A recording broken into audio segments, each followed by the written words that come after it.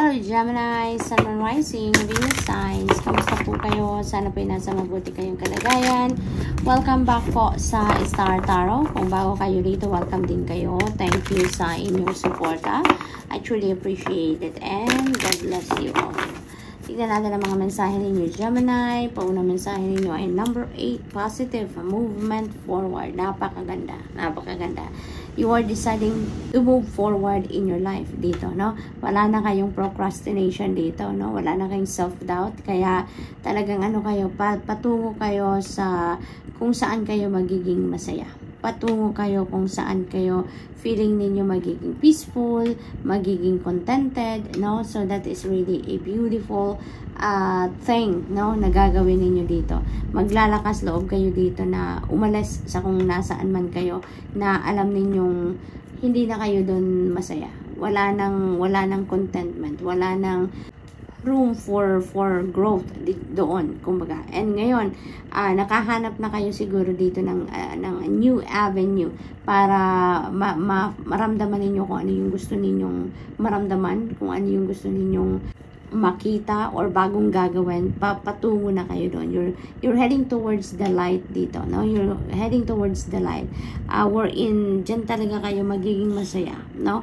Dyan kayo mas magiging fulfilled, kumbaga, Gemini. So what else we have?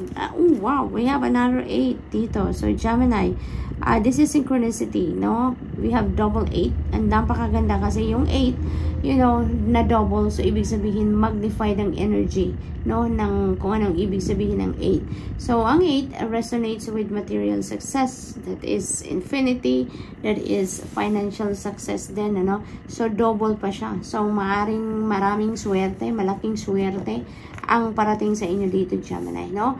Hindi lang swerte sa ibang bagay, but also swerte sa material na aspeto, pangkaperahan, yung ganon. So maaring meron ditong financial gain, no? Maaring meron ditong abundance, prosperity, no, na maaring dumating sa inyo dito. Maaring yan ang aabutan ninyo, no, doon sa kung saan kayo patungo, no, dito sa light na yan. So maybe that is really full of happiness, prosperity, abundance, no, success, no. So maaring yan ang mga bagay na naghihintay sa inyo sa lugar kung saan kayo patungo, no. So we have number 8, another 8 dito, emotional withdrawal. So maaring meron kayo dito mga nararamdaman na alam ninyong or marirealize ninyong hindi nakakatulong sa inyo, no? Maaring nakaramdam kayo dyan ng takot, maaring nakaramdam kayo dyan ng yung mga negative feelings, thoughts, and emotions, no? Low vibe ang iba sa inyo dito Gemini. Maaring dyan kayo nang gagaling, yan ang nararamdaman ninyo, no? Maaring parang nalulugmok kayo sa lungkot, sa napanghihinaan ng loob, yung mga ganun ba, no? Yun ang napipick up ko dito. But, you know, maaaring there is an enlightenment coming in dito, and you are going to break away from that feelings, from that situation. Ngayon, Gemini, there is an emotional withdrawal dito, no? Talagang maaring there is a, you know, realizations dito that is not serving your highest good. The more na mag-stay kayo sa sitwasyon na yan, the more na mag-stay kayo sa pakiramdam na yan, there is nothing, no, na maibibigay sa iyo yan na maganda or na mapapakinabangan ninyo, no, ng mabuti. Kaya maaaring magising din kayo sa katotohanan dito, no, na it's about time for you to get up, no, spread your wings and fly high, no, kasi otherwise then you will be stuck to that kung saan kayo naroon, hanggang dyan na lang kayo, kasi maaaring kung ano man ang nararamdaman ninyo yan, that is preventing you from doing whatever you want to do, or to, ano, yung magawa ninyo kung ano yung mga plano ninyo, kasi something is holding you back, no. So maaaring yan ang iiwanan ninyong sitwasyon, no? For others of you, maaring marirealize din ninyo dito na it's better for you if you break away from that feelings and emotions. So yun ang feeling ko, iiwanan ninyong sitwasyon Gemini. So, we also have shadow. Ayan. So, look at that. No? Meron na another 8. So, meron na tayong ano dito, 888. So, that is an angel number 888, Gemini. So, please look up for the meaning of number 888. That is angel number. No? So, pakilang po. Thank you. And, maaari din ng iba sa inyo dito talaga may fear. No? Maaring isa sa nararamdaman ninyo dito kaya kayo nagpo-procrastinate is because may fear kayo. It's because maaring may low self-confidence kayo. Kaya hindi kayo gumagalaw, hindi kayo naggagawa ng mga bagay na kailangan sana ninyo para magtagumpay kayo or para maisakatuparan ninyo kung ano mga hopes and dreams ninyo, no? That's preventing you from doing so.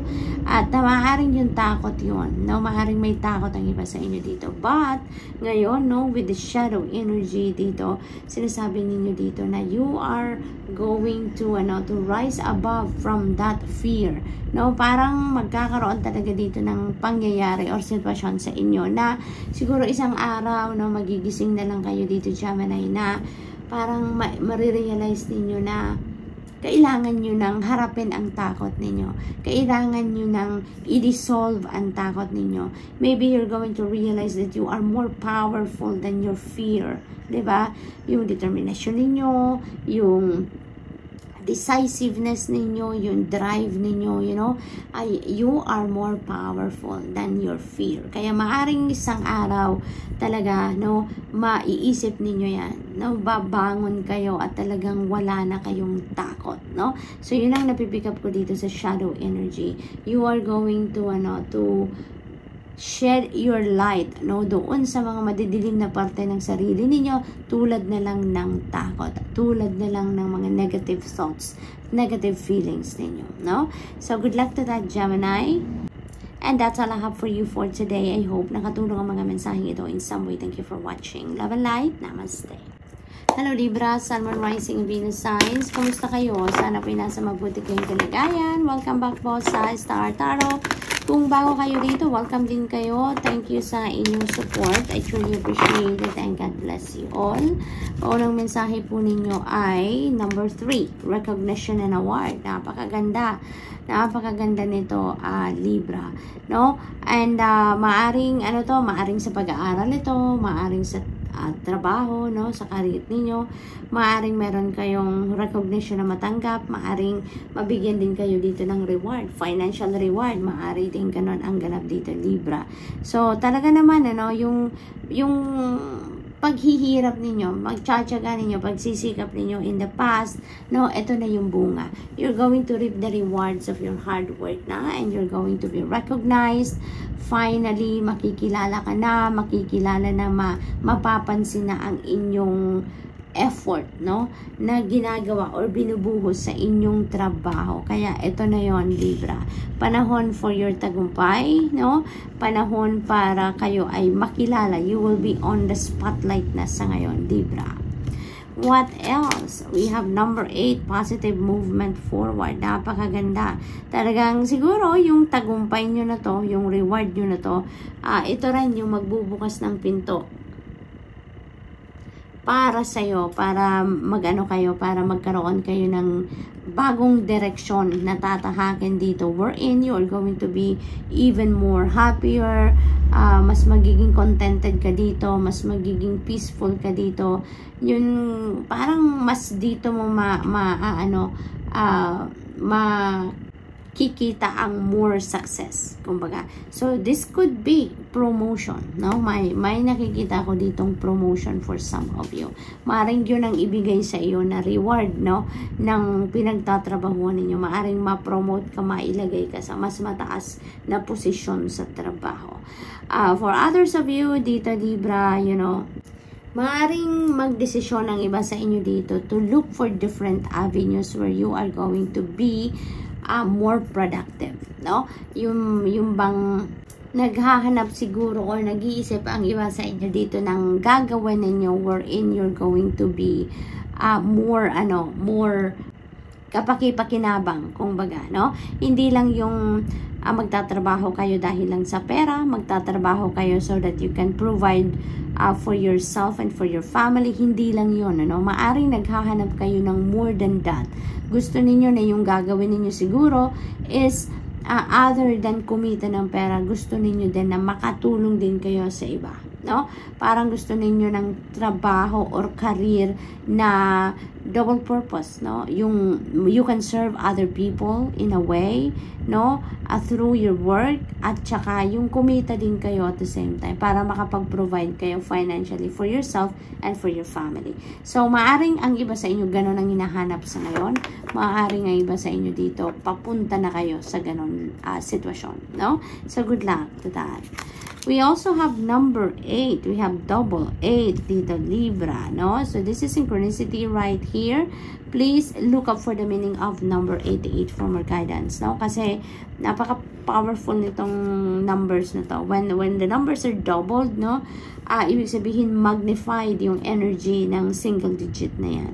So, number 8 resonates with material success, with financial success, with infinity, no? And magnified yan. Double ang energy niyan dito sa reading ninyo. Kasi, kaya, please look up for the meaning of number 88. Marami ng resources online ang nag-explain ng mga number meanings. Kaya, pakitignan po ninyo, ha, kung may time kayo, because there is an important information dyan na kailangan ninyong marinig. Gustong iparating sa inyo ng spirit, no?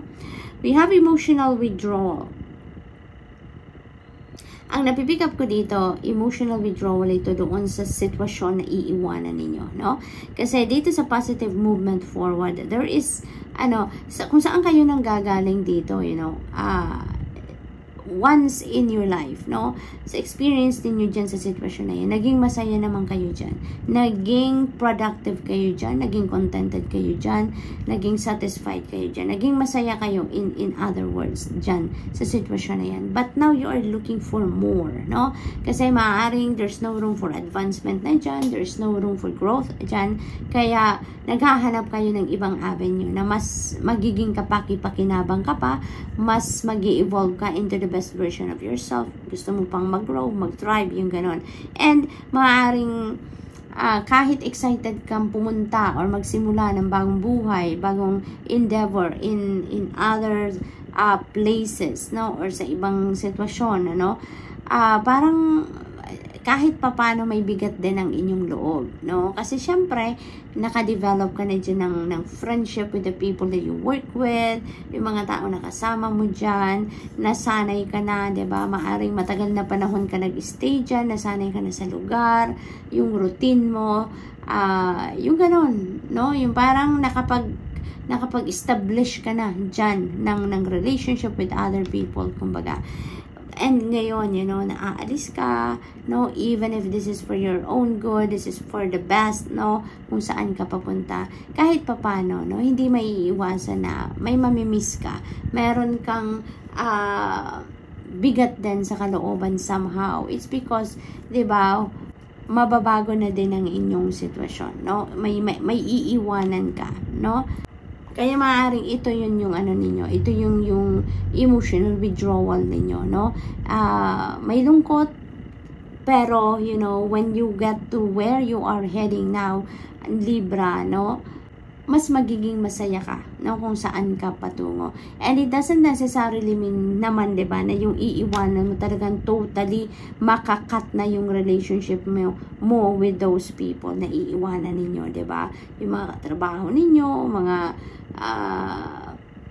people that you work with, diba? Hindi naman ganun. Lalo na sa panahon ngayon ng social media, yung internet, yun na lang parang na parte na talaga ng buhay natin. So, hindi naman dito na totally mapuputol ang inyong relationship with those people, diba? Maraming paraan to communicate, to get in touch. So, good luck, Libra, and that's all I have for you for today. I hope nakatulong ang mga mensahe ito in some way. Thank you for watching. Love and light. Namaste. Hello, Aquarius, Sun, Moon, Rising, Venus signs. Kamusta po kayo? Sana po ay nasa mabuti kayong kalagayan. Welcome back po sa Star Tarot. Kung bago kayo rito, welcome na welcome din kayo. Thank you sa inyong suporta. Truly appreciated and God bless you all. Tignan natin ang mga mensahe ninyo for today. Aquarius, we have number 4, firm foundation. Ayan. So, parang ang focus ninyo ngayon is establishing your foundation, no? Maaaring foundation ito in different areas like finances, kaperahan, career, maybe family, relationships, then yung ganon. So, nandun ang focus ninyo sa ngayon, yung paglelay ng solid foundation in those areas, no? Or maaring in some areas lang, maari din naman ganon. But definitely, you are going to put your effort, your time, energy into this sa ngayon. Yun ang focus ninyo ngayon, Aquarius. Maaring ang iba sa inyo dito nagsisimula, no? Maaring nagsisimula kayo sa isang bagong trabaho, maaring nagsisimula din kayo ng bagong career, no? Kaya planado na ngayon kung ano ang inyong gagawin, no? Yung focus ninyo is to save money, maaring ganon, or ang focus ninyo is yung mag-establish kayo ng magandang relationship with your colleagues, no? Yung trabaho ninyo talaga, you're going to be focusing on that 100%. Yung ganun ba, no? Or maaari din naman na ang iba sa inyo dito nagsisimula din ng bagong relationship, no? Kaya maaaring nag-exert din kayo ng extra effort ng sa gayon na makapagsimula kayo ng, alam mo yun, makapag-start kayo on the right footing talaga sa mga bagay na ito. So, what else? We have number 5, wisdom. Ayan. So, ang iba sa inyo nag-aaral siguro, no? Aquarius. Maaaring nagbabalik school ang iba sa inyo dito, or maaaring nag-enroll kayo online courses, ganon, or maybe, you know, crash courses, maaaring nag-aaral ang iba sa inyo dito in order to expand your knowledge, no? Marami kayong, there's so many things siguro that you're curious about na gusto ninyong matutunan, gusto ninyong madagdagan ng kaalaman ninyo regarding that specific topic, no? Maaring ganon. Kaya maaring nagre-research kayo, nag-aaral, nag-enroll ng kung ano mang course, maaring ganon, ano? Maari din naman, no, Aquarius, that you are a teacher, no? Maaring you are a teacher. Maaring kayo yung nag-share ng inyong knowledge, no? Sa mga estudyante ninyo. Maaring hindi lang yung wisdom ninyo or hindi lang yung academic knowledge ninyo ang sinishare ninyo with your students, pero maaaring pati yung wisdom ninyo, learnings in life ninyo, no? Sinishare din ninyo yan, so maaaring ganon. It could also be that you are a spiritual teacher, no? Maaaring counselor ka din, or maaari din na isa kang mentor, yung gano'n, na talagang nagsishare ka ng iyong knowledge with other people. So, maaring yun din ang path, no, na tinatahak ninyo sa ngayon, to share your knowledge. Maari din naman na ang iba sa inyo dito is also kayo yung naghahanap ng wisdom ng iba, no? Maari din naman na naghahanap kayo ng advisor ngayon. Maaring naghahanap kayo ng makakausap, no, na makakapag-advise sa inyo, no? Makakapagbigay sa inyo ng insight, input, yung mga ganon. So, maaring ganon din ang ganap for some of you. We have throat chakra. Ayan. So, oh wow, we have another 5. So, this is another synchronicity. Dito, Aquarius, yung mga readings, no? So, we have number 55. Please look up for the meaning of number 55 for more guidance, Aquarius, dahil yan ay may additional information, additional guidance para sa iyo, no? Pag double number, ibig sabihin na mas malakas yung energy, no, ng isang digit dito. So, in this case, number 5 resonates with change and double siya. We have double 5 dito. So, ibig sabihin, magnified ang meaning, magnified ang energy ng change sa reading na to. So, most likely, maraming pagbabago ang maaring mangyari, no, sa buhay ninyo around this time, Aquarius. There could be 1 or 2 or many, or maybe marami pang parte ng buhay ninyo ang magkakaroon ng mga pagbabago dito. Maaring ganon, ano? Kaya, please look up for the meaning of number 55 for more guidance po, okay? We have the throat chakra. Yung throat chakra natin is yung lalamunan natin, ano? That is the 5th chakra, no? That is the energy center for communication, no? Maaring ang iba sa inyo dito, Aquarius, maaring blocked ang inyong throat chakra, maaring may paghihirap ang iba sa inyo dito sa pag-i-express ng inyong sarili, sa pagsasalita, maaring may mga bagay na hindi ninyo masabi, maaring may mga nararamdaman kayo or naiisip kayo na hindi ninyo ma-express for some reason, ano? And maaring nahihirapan kayong makipag-communicate, no? Maaring gano'n ang sitwasyon ng iba. So, your throat chakra could be blocked, no? So, maraming paraan, no? Maraming paraan, maraming kayong magagawa para ma-unblock ninyo ang throat chakra. There's so many resources po sa YouTube, sa Google, no? Maraming paraan para makatulong sa inyo na ma-unblock ninyo ang throat chakra. Para pamamaraan ng meditation. Meditation can help.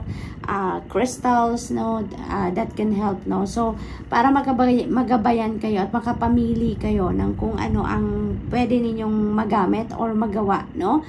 Look into it po, no. Kung may time kayo, look into it sa YouTube. Ang dami-daming guidance dyan na makukuha kayo sa Google din. Maraming resources ang makakapag turo sa inyo, no, kung paano ninyo gagawin to unblock your throat chakra. So maaari din ang iba sa inyo dito, no, you're being advised here to learn how to communicate clearly. Maaari din ganun ang sitwasyon dito, no. Kasi maaaring hindi ninyo talaga na-express ng malinaw ang sarili ninyo, no. Maaring dahil sa takot or dahil nahihiya kayo, maaring ganun, no. So this is an eye opener for you, no, Aquarius, na napakahalaga ng communication, napakahalaga na sa pakikipag-usap ninyo sa mga tao, lalong-lalo na kung yan ay napakahalaga ng mga conversations na kailangan ninyong gawin, ano. Iniimbitahan kayo dito na maglakas loob kayo na sabihin ninyo, put into words, no, kung ano man ang mga laman ng isip at laman ng inyong damdamin, nang sa gayon malinaw, no, ang inyong pagkikipag-usap, mas maganda ang resulta ng inyong pagkikipag-usap, no. So Aquarius, that's all I have for you for today. I hope nakatulong ang mga mensaheng ito in some way. Thank you for watching. Love and light. Namaste.